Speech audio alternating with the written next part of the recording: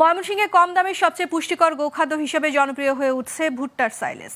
এই গোখাদ্য একদিকে যেমন গরু মোটা তাজা করছে, অন্যদিকে বেশি দুধ উৎপাদনে ভূমিকা রাখছে। এই সাইলেস দানাদার খাদ্যের উপর চাপ কমায়, এতে লাভ হচ্ছে খামারিদের, পাশাপাশি বাড়ছে উদ্যোক্তা ও কর্মসংস্থান। এদিকে প্রাণী সম্পদ অধিদপ্তর বলছে, গবাদি পশুপালনে আধুনিক প্রযুক্তিকে কাজে লাগাতে করা হচ্ছে সহযোগিতা। ময়মনসিংহ থেকে রিপন গোয়ালা অভির তথ্য ও চিত্রে ডেস্ক রিপোর্ট। ভুট্টা এখন শুধু পপকর্ন বা আটা তৈরির কাজে ব্যবহার করা হচ্ছে না। ময়মনসিংহে বিভিন্ন প্রক্রিয়া করে সবচেয়ে কম দামে বেশি পুষ্টিকর গোখাদ্য হিসেবে তৈরি করা হচ্ছে ভুট্টা সাইলেস। ভুট্টা ও গাছের অংশ ছোট করে কেটে তা শুকিয়ে অন্য খাবারের সাথে মিশিয়ে খাওয়ানো হচ্ছে গরুকে।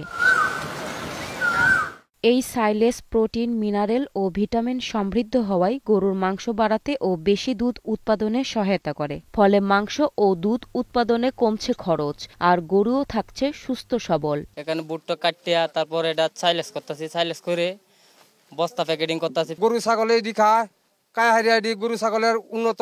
সাইলেসটা হচ্ছে এটা ভুট্টা দিয়ে তৈরি করা স্বল্প মূল্যে অধিক পুষ্টিকর একটি দানাদার খাদ্য। পশুদের খাদ্যের তালিকায় সাইলেস এখন বর্তমান বাজারে সবচেয়ে চাহিদা বেশি। ভুট্টার সাইলেস সম্ভাবনাময় গোখাদ্য হওয়ায় এটি উৎপাদনে আগ্রহ বাড়ছে শিক্ষিত বেকার যুবকদের। এতে তৈরি হচ্ছে কর্মসংস্থান। চাকরি পাওয়ার যে একটা টাইম, ওইটাও অনেক লম্বা।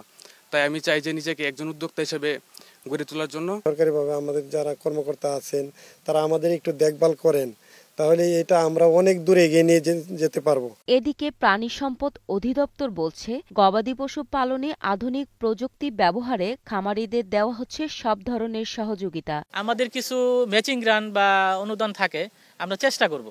পরবর্তীতে আমাদের একটা প্রকল্প আছে পানি পুষ্টি, এরপরে ডেইরি উন্নয়ন প্রকল্প আছে, ওনাদের সাথে কথা বলবো, আমাদের সিনিয়র স্যারদের সাথে কথা বলবো, পানি সম্পদ খাতে কোনো প্রকল্প নেওয়া যায় কিনা, যে এই খাতটাকে কিভাবে আরো প্রসারিত করা যায়। ভুট্টা সাইলেস বাতাস শূন্য বস্তায় রেখে সংরক্ষণ করা যায় প্রায় 2 বছর। তাই বছর জুড়ে গরুকে খাওয়ানো যায় পুষ্টিকর খাবার। Global television, news desk.